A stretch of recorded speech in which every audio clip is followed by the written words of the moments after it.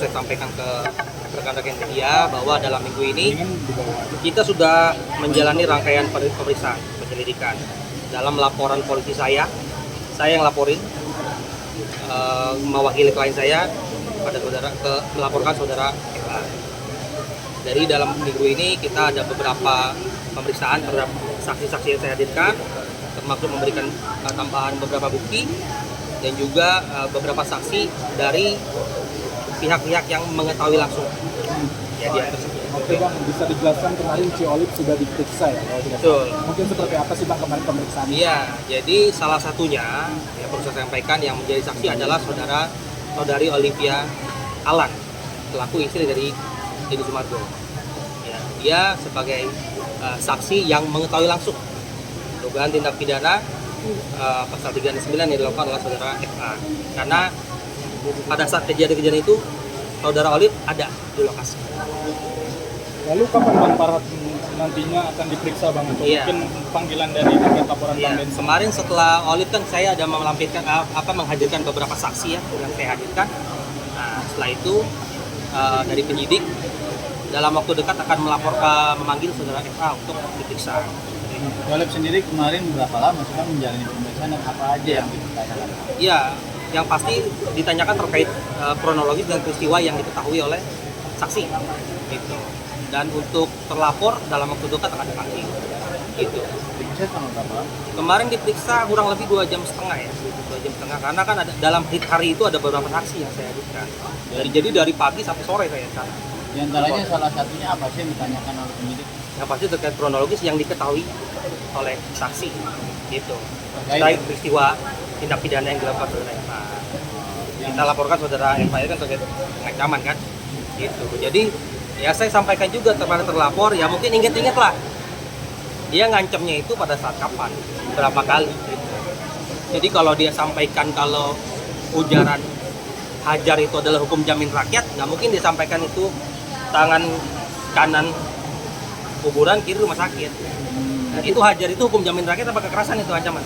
Nah, itu bisa dilihat sendiri lah rekan-rekan media. Psikologisnya sendiri Ciolip seperti apa sih saat mendapat sang suami diancam seperti itu? Ya, yang pasti bagaimanapun juga seorang istri ya tidak terima dan tertekan juga lah. Yang awalnya niat baik, ya kan dia memberikan fasilitas, membantu supaya orang itu mendapat sumbangan, tapi ternyata malah jadi peristiwa ini kemana-mana dan bahkan dilaporkan, bahkan digugat sekarang, ya kan? Gitu. Yang pasti gak takut katanya. Kenapa? Gak takut soal laporan itu.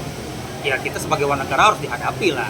Itu kan dalam gestur densu ya mungkin akan menghadapi itu dengan ucapan segitu. Dan siap dipanggil. Pasti. Gitu. Ini kan kita bicara atas laporan saya ya.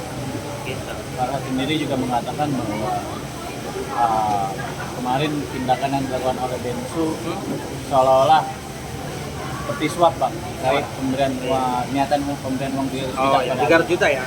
Jadi begini, kalau kita bicara, katanya mau dilaporkan KPK juga kan? Kalau silaturahmi KPK ya nggak apa-apa. Cuma kalau dalam rangka suap, ini kan bukan ada pejabat negara atau negara yang dirugikan. Di antara mereka kan nggak ada pejabat negara di sana, ya kan? Dan posisinya itu memang Densu ingin memberikan uang itu supaya Agus cepat diobati, ya kan, cepat dapat pengobatan supaya dia bisa membaiklah keadaannya gitu. Dan kalau memang ada keinginan yang disampaikan ini supaya tidak melebar kemana-mana, namanya orang ngasih 300 juta ya kan, intinya kan dia memberikan itu supaya persoalan ini beres lah, jangan terlalu berlarut dan kemana-mana. Ini jadi banyak pihak sekarang yang masuk ke arena ini kan. Karena beliau sampaikan kalau memang ingin memberi bantuan tanpa embel-embel, kalau memang ada embel-embel mencabut itu berarti dia membeli LP-nya bukan niat untuk membantu Agus. Ya kalau nggak diterima juga nggak masalah sebetulnya kan. Ini kan sebagai syarat kalau memang mau diberikan, ya kita bikin kesepakatan damai dong. Ya kan kita berikan. Kan yang lain juga mau donasi ada embel-embelnya lah. Ada yang mau ngirim air keras, kasih mah kasih aja, lebih gede lagi. Gitu. Nah, Bang ini juga Farhad mengatakan bahwa sebenarnya kasus ini tuh sudah hampir rampung. Dimana kalau kita mengingat beberapa waktu lalu ada momen perdamaian antara kedua belah pihak. Namun kejadian itu atau agenda itu batal terjadi karena adanya diduga intervensi dari Denny Sumargo pasca menerima telepon Novi dari Denny Sumargo. Justru menurut saya kurang tepat kalau apa anggapan seperti itu, karena yang pada saat itu kita ini kalau bikin kesepakatan harus dari keinginan para pihak yang win-win solution, bukan ada ancaman atau ada paksaan. Kalau memang tidak ditemukan titik temu, ya tidak bisa, kita otomatis deadlock, kita tidak bisa menemukan kata sepakat di situ. Itu. Tapi kalau yang disampaikan itu dia menyampaikan karena dia tanpa ada dia nggak mungkin kumpul duit. Dia fasilitator di situ. Gitu. Dari dengan medianya dia. Bisa tanyakan rata-rata donatur itu tahunya karena media itu. Nggak kurang tepat juga kalau tidak dilibatkan. Gitu. Terus gimana nih Bang perihal terkait dengan Kemensos yang ada wacana ingin mengambil alih sisa dari uang Ya, donasi Bang? apapun dari tindakan dari lembaga negara itu saya dukung, karena itu saya pikir adalah win-win solution dan cara terbaik. Saya bicara di sini sebagai kuasa hukum Densu atas laporan ancaman, gitu. Dan saya bicara dalam koridor saya dan saya sampaikan perkembangannya seperti apa. Tunggu aja, dalam waktu dekat pasti terlapor akan diperiksa. Tapi kalau bicara ancaman Farhad sendiri merasa bahwa dirinya yang terancam karena sudah disatroni rumahnya. Kalau disatroni kan disuruh masuk, disuruh duduk, ya kan, disambut layaknya tamu.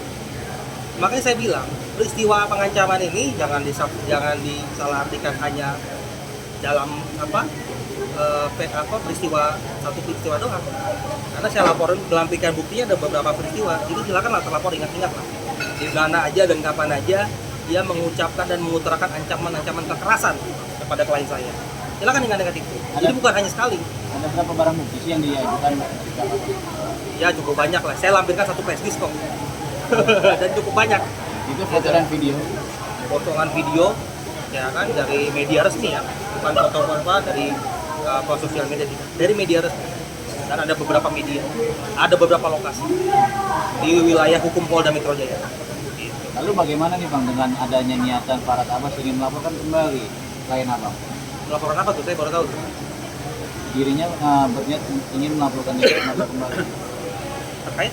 terkait tadi yang masalah pengancaman hajar Ya silakan aja. Itu kan hak warga negara membuat laporan polisi. Ya kan? Kalau saya yang pasti ketika membuat laporan polisi itu memang ada peristiwa pidana yang dilakukan dan merugikan klien saya. Gitu. Bang, atas laporan Densu ini, Ya. apakah Farhad bisa masuk penjara menurut Abang kira-kira? Ya sejauh ini ya saya yakin dengan bukti yang kita hadirkan dan saksi dan juga nanti ada ahli-ahli yang kita hadirkan, saya yakin. Nah ini kan saling dengan ancaman melaporkan. berapa sih Bang? Ya pasal 369 bisa dilihat lah kurang lebih 4 tahun. Bang, ini kan saling melaporkan. Apakah Densu siap menghadapi juga laporan atas Farhad Abbas? Ya kita namanya dilaporkan itu kan hak warga negara, kita siap hadapi begitu. Kita siap kooperatif.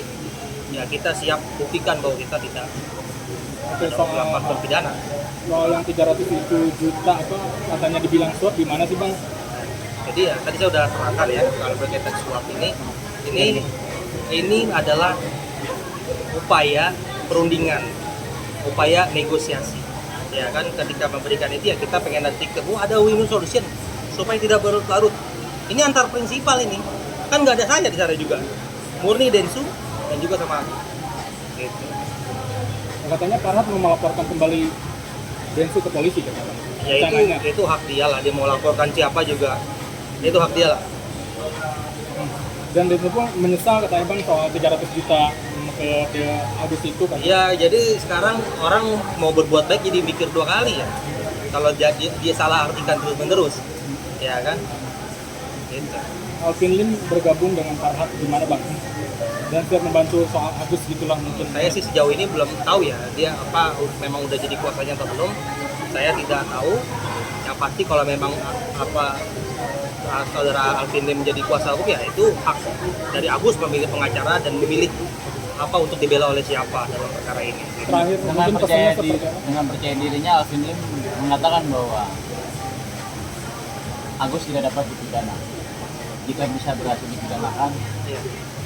dia rela dipotong kupingnya. Tanggapan apa menurut Bapak? Ya karena saya bukan posisi laporan Agus ya.